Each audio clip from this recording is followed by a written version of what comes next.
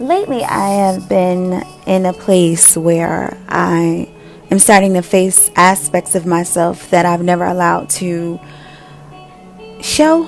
Vulnerability being one, based on how I raised it, not being something that was looked at as an act of courage, but an act of weakness, and using a rougher, tougher exterior to begin to protect the aspects or parts of me that were a little more sensitive.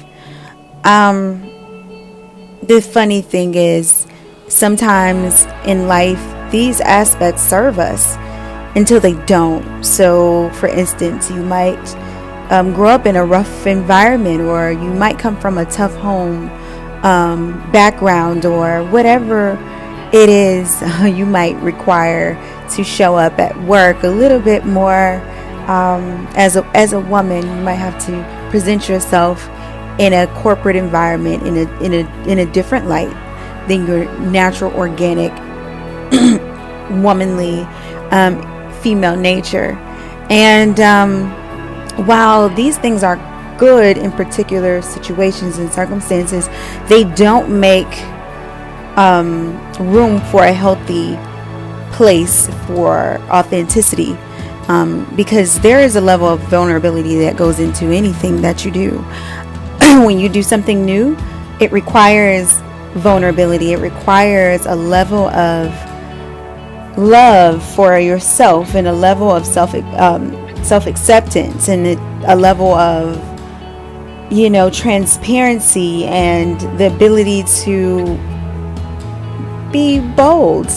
And boldness doesn't come from the tough place. It actually comes from the place of discomfort. And generally with discomfort, fear lies there. Sensitivity in the question of, will this work or will this fail? And so as I've been going deeper, I've found things, I've found gems, I've found parts of me that I shielded, or I guess suppressed, maybe, because I was afraid of feeling those feelings, and afraid of rejection, or those things that didn't allow for an easy upbringing, as a child. And now those things no longer serving me as an adult in certain experiences where I require a level of vulnerability and compassion for others.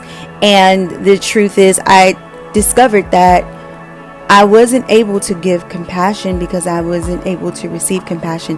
I couldn't give it to myself. Therefore, I couldn't give it to another. And it simply came from, that not being acceptable in my household, not being acceptable in my environment. It was looked at as being soft, too weak, not strong enough. And there's strength in truth. There's strength in vulnerability.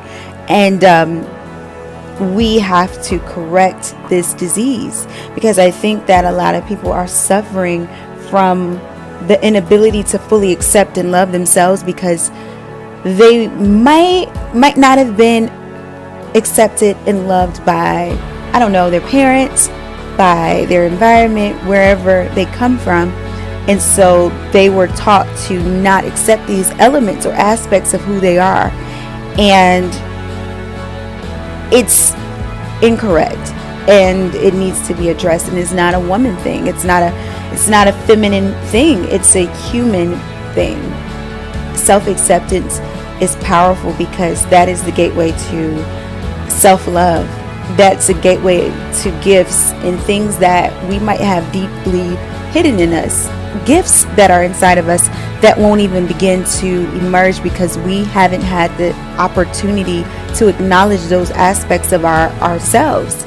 And so our soul ends up being suppressed, being locked away, while we're, living this life that is mundane and unfulfilled, and the potential within us dies.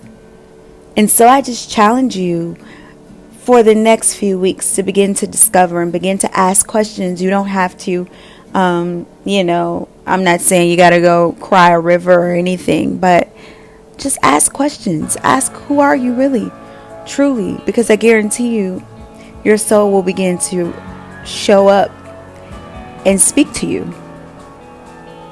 Show up.